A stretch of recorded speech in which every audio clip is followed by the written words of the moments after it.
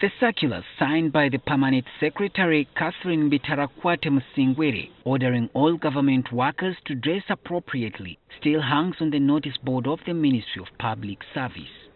The Public Service Ministry argues that it was responding to complaints about the dress code of public servants. We received those complaints. We had to clarify what is it that we think is decent in our society.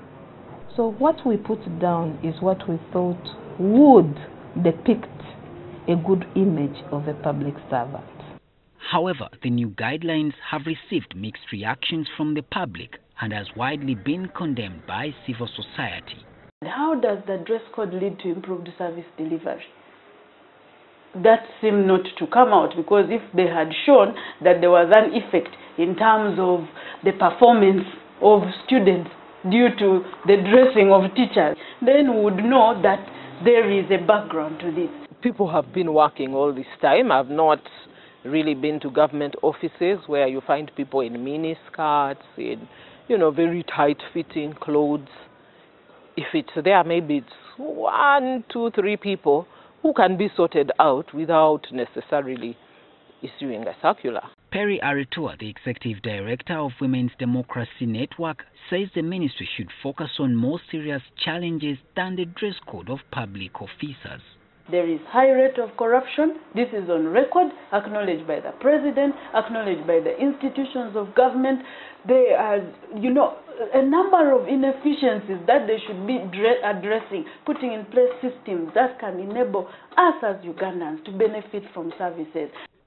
According to the new guidelines, female officers should dress in a skirt or dress that is not above the knees, ensure that the clothing covers the cleavage, navel, knees and back.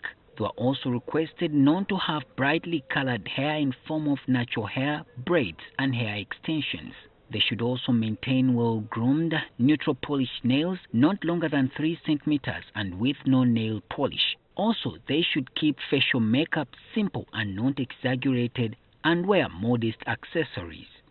The male officers were asked to dress in neat trousers, long-sleeved shirts, jackets and a tie.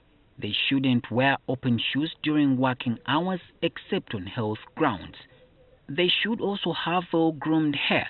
They are warned against wearing tight-fitting trousers and that only black and brown shoes should be worn to office premises.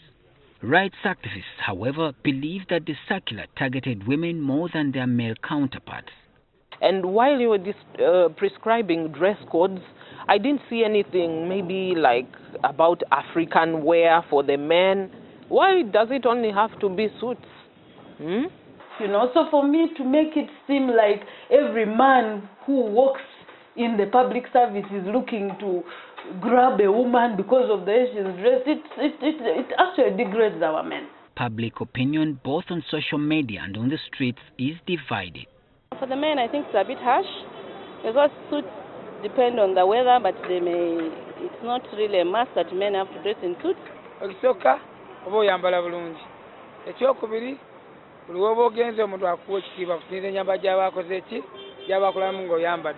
Previously, the government, through the Anti-Pornography Act, had introduced a section that sought to bar women from showing their thighs. That controversial piece of legislation was removed. Solomon Kawesa, NTV.